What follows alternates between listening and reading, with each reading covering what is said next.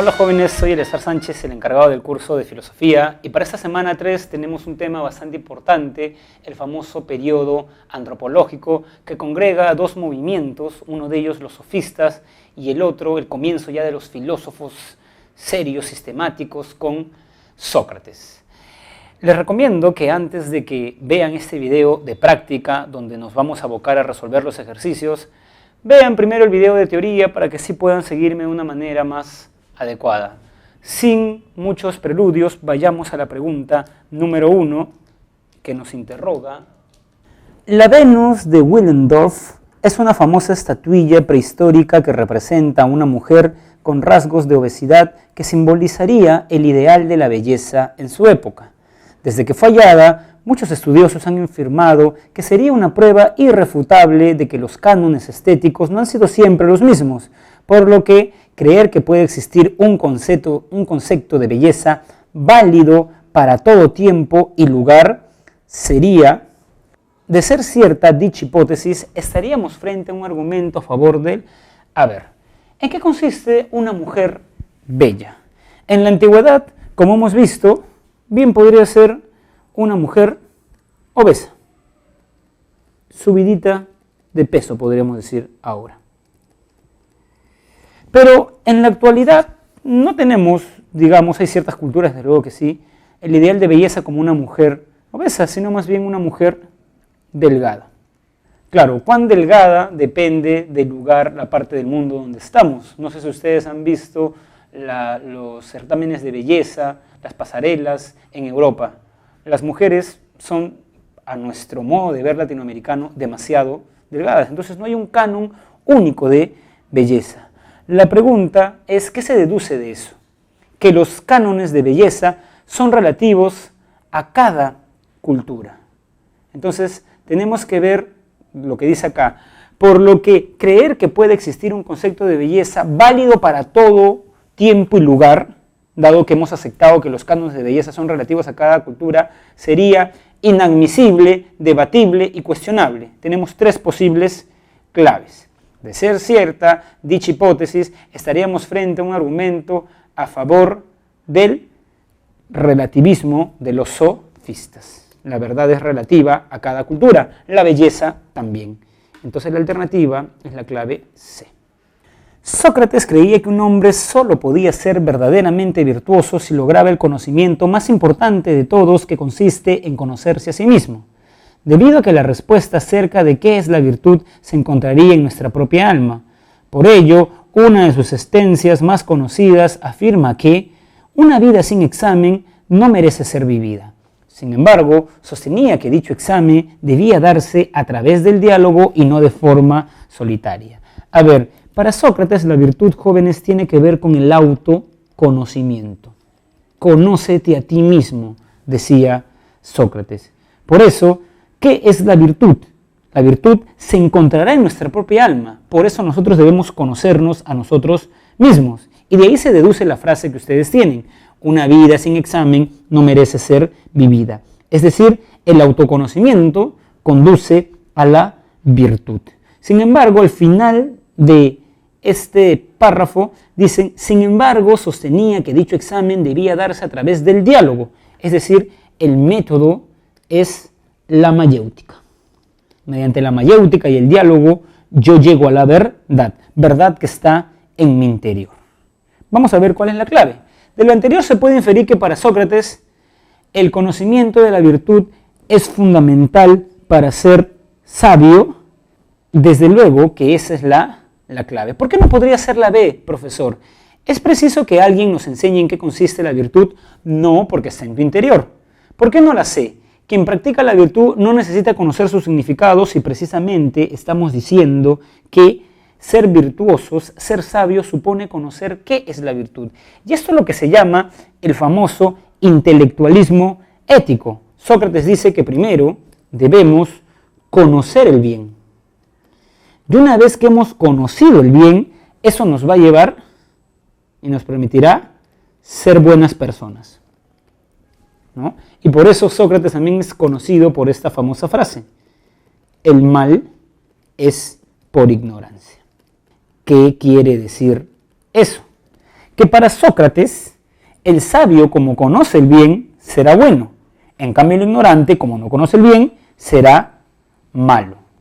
Entonces, eso supone que para yo saber o para yo ser una persona respetuosa, primero debo saber qué es, ¿no?, el respeto. Y eso me va a llevar a ser respetuoso, ¿no? Entonces, un juez que es corrupto, que no toma decisiones y aboca sentencias justas, para Sócrates, por ejemplo, este caso de los cuellos blancos, este caso de jueces corruptos, fiscales corruptos como Chávarri, ¿qué diría, por ejemplo, Sócrates?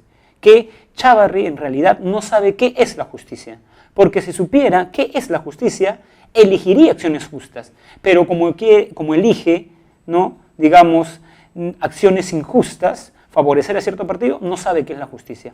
Eso es lo que se conoce como intelectualismo ético. ¿Por qué no la D, profesor? Solo el ermitaño puede ser virtuoso porque conoce su alma. Si bien el ermitaño está en autoconocimiento, uno también se autoconoce en el diálogo, dice Sócrates. Por eso no sería la clave. Entonces la alternativa correcta es la alternativa A. 3. Debido a las constantes noticias acerca de la corrupción política y judicial en nuestro país, algunas personas han considerado que sería adecuado que la formación universitaria de los futuros profesionales haga mayor hincapié en la enseñanza de la ética para evitar que este tipo de casos se siga repitiendo. O sea, tenemos un caso, el de corrupción. Tenemos jueces que conocen la Constitución, pero son corruptos. Entonces, ¿qué debemos hacer? En su formación debemos enseñarles ética. Enseñanza de la ética. Dice, esta forma de pensar sería compartida por, dice, Sócrates, a través del método mayéutico, ya que a través del método mayéutico enseñaba a ser virtuoso. Lo que pasa, jóvenes, es que no es la A, y es un buen distractor, porque en sentido estricto para Sócrates no se enseñaba algo. Lo que hacía Sócrates era que ustedes tomen conciencia de lo que ya tienen en su alma, pero eso no es enseñar, ¿no? El que sí creía que te enseñaba era el sofista y por eso te cobraba, así que por eso no podría ser la A. La descartamos entonces. B. Protágoras, ¿no? Esta forma de pensar sería compatible con Protágoras, ya que creía que lo bueno y lo malo depende de cada uno. Es una clave posible. Gorgias sostuvo que si no existe nada permanente, nada existe. Esa sí está bien alejada, ¿no? D. Los sofistas, esta forma de pensar sería compatible por los sofistas, ya que tenían la convicción de que la virtud podía ser enseñada. Esta es más precisa que la B. La B es un buen distractor, pero la D es una clave más adecuada, al menos como está formulada la pregunta, ¿no? Por ejemplo, hay un diálogo de Platón que se llama el Protágoras. En ese diálogo, el objeto de estudio es responder qué es la virtud.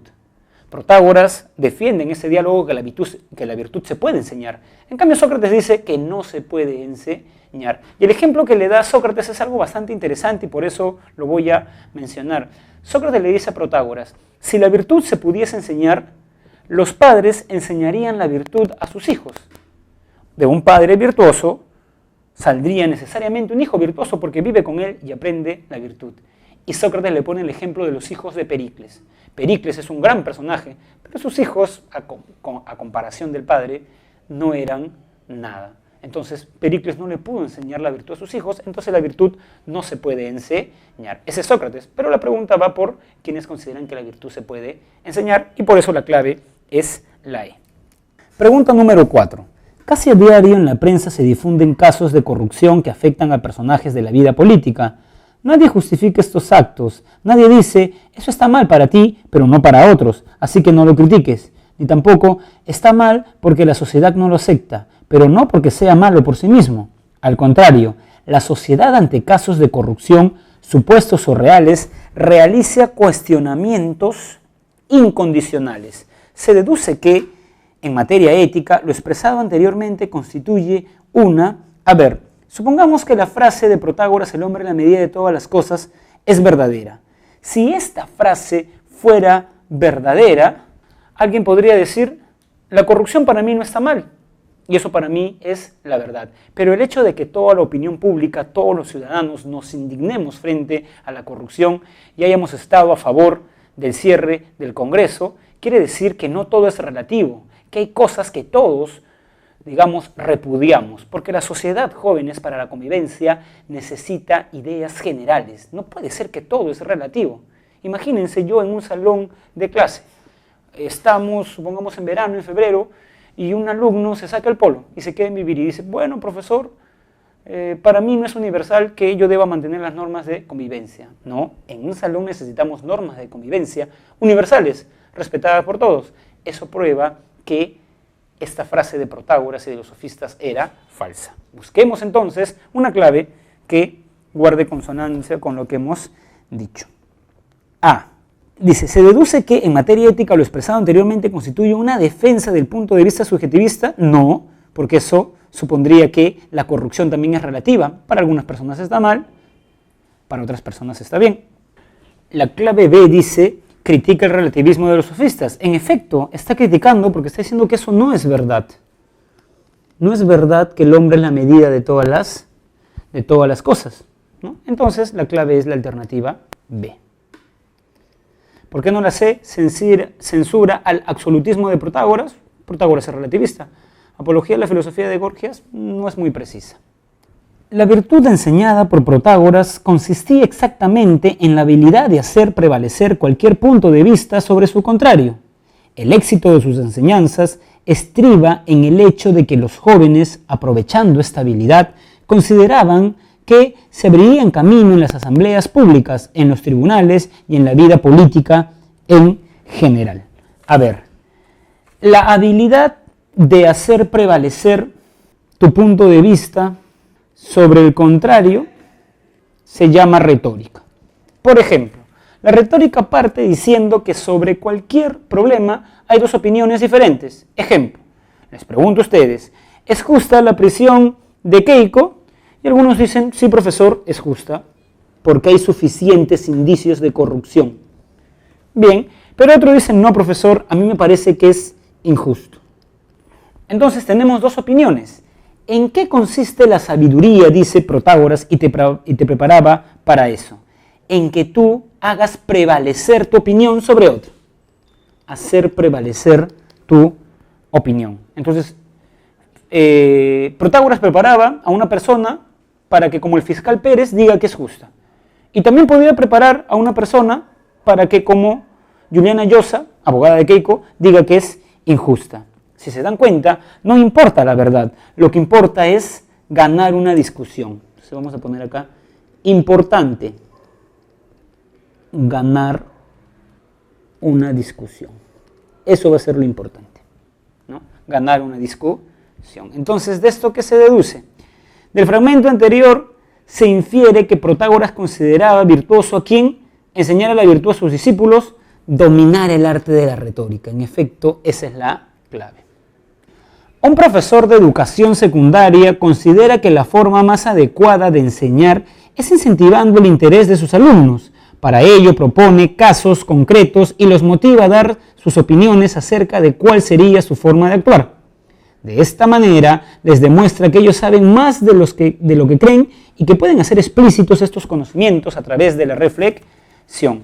Podemos inferir que la perspectiva educativa del docente coincide que lo que está diciendo este párrafo es que un buen maestro no es aquel que enseña, sino aquel que primero incentiva y segundo hace explícito lo que ya sabes. Y como les he adelantado, eso es una diferencia entre Protágoras y Sócrates. Protágoras creía que tu mente era como un balde vacío y él vertía el líquido del conocimiento y por eso te cobraba.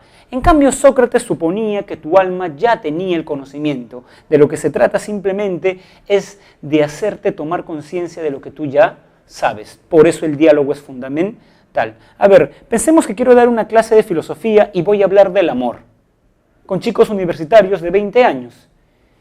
Muchos de ellos ya han tenido una experiencia amorosa, ya han estado con alguien, entonces yo no les voy a enseñar la pólvora. Ellos ya tienen ciertas ideas del amor. De lo que se trata es de que ellos, digamos, perfilen esas ideas, comentar en clase, que uno diga, sí, el amor es esto, y luego conversar y todos conjuntamente llegar a la a la verdad, ¿no? Si nos damos cuenta, este enunciado, como está planteado, tiene más afinidad con la perspectiva de Sócrates. Entonces veamos qué clave dice eso. Podemos inferir que la perspectiva educativa del docente coincide con la mayéutica de Sócrates. El nihilismo de Gorgias no tiene, es una clave bien alejada. La homomensura de Protágoras no está hablando de que las cosas son relativas. El relativismo de los sofistas tampoco. La clave entonces es la alternativa A. En las últimas décadas, algunos psicólogos han sostenido la importancia de que las personas reflexionan acerca de su conducta para que puedan cambiarla cuando ésta sea inadecuada. Al pensar en la razón que está detrás de nuestros comportamientos, podemos alcanzar una comprensión más profunda de nosotros mismos y con ello, fundamentos más firmes de nuestra conducta ética y social. Estos planteamientos tienen su antecedente en la tesis socrática que afirmaba que, en la pregunta nos están hablando de reflexionar sobre nuestra conducta para así cambiarla, lo que quiere decir que están haciendo una conexión entre la actividad intelectual y la conducta ética. Esto es lo que se llamaba el intelectualismo ético. Veamos qué clave está cerca del intelectualismo ético. A. ¿La mayéutica es uno de los mejores métodos para alcanzar la verdad? La pregunta es, ¿se está hablando del diálogo? No. Y esto me permite hacer un comentario. Esta clave es verdadera respecto al pensamiento de Sócrates, pero a ti nos están preguntando, marque cuál es la clave afín al pensamiento de Sócrates. Se están preguntando estos planteamientos, los sugeridos en la pregunta, ¿no? Entonces tengan mucho cuidado con eso. B. ¿La ironía debe ser el fundamento de toda reflexión ética y política? Bueno, digamos, la ironía debe ser el fundamento, se trata de hacer que las personas tomen conciencia de su ignorancia. En realidad no es muy adecuada tampoco. El conocimiento de la verdad es indispensable para alcanzar la felicidad. El alma es la sede de nuestra actividad intelectual y ética al mismo tiempo. A ver, ¿cuál es la parte del texto que, digamos, tiene que ver o nos da con la clave? Esta de acá. Al pensar que en la razón que está detrás de nuestro comportamiento podemos alcanzar una comprensión más profunda de nosotros mismos y fundamentos mismos. O sea, el alma es la sede de nuestra razón, nuestra actividad intelectual, pero a la vez eso nos va a llevar a una actitud ética. Por eso es la D. La C no, digamos, porque no está hablando tanto de conocernos, digamos, para actuar bien. Además está acá introduciendo el término de felicidad, que es algo más propio de Aristóteles en sentido estricto, ¿no? Entonces, por eso no es la alternativa C. Y finalmente, la pregunta número 8 dice, una estudiante universitaria, luego de leer algunos artículos científicos acerca del origen del universo, llega a la conclusión de que es imposible alcanzar un conocimiento seguro acerca de este tema. Ella cree que si bien la ciencia y la tecnología han avanzado mucho, la infinitud del universo y nuestra finitud e insignificancia como seres humanos hacen imposible que alguna vez podamos lograr un conocimiento seguro y absoluto acerca de este tema. Esta perspectiva coincide con...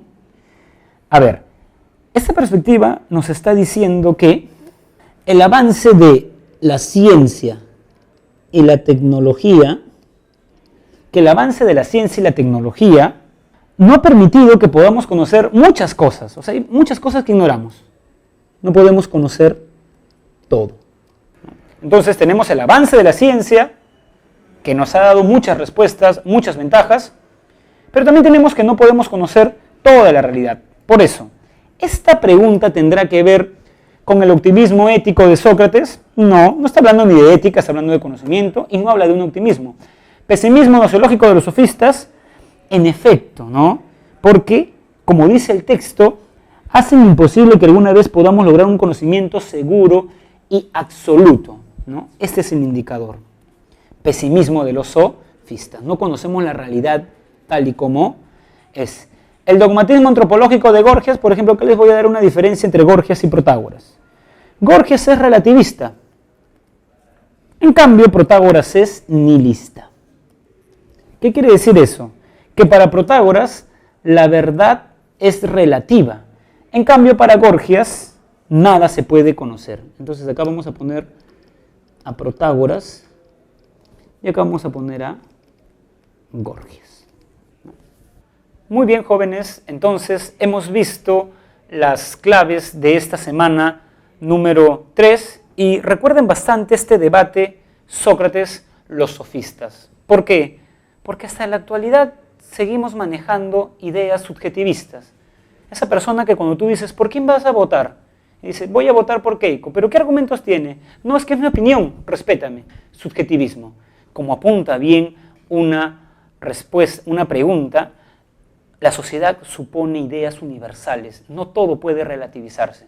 Bueno, esta es tu opinión, tú aborda, yo no, o sea, no todo puede relativizarse. Necesitamos normas de convivencia. Eso haría pensar todavía en Sócrates. Nos vemos la siguiente semana.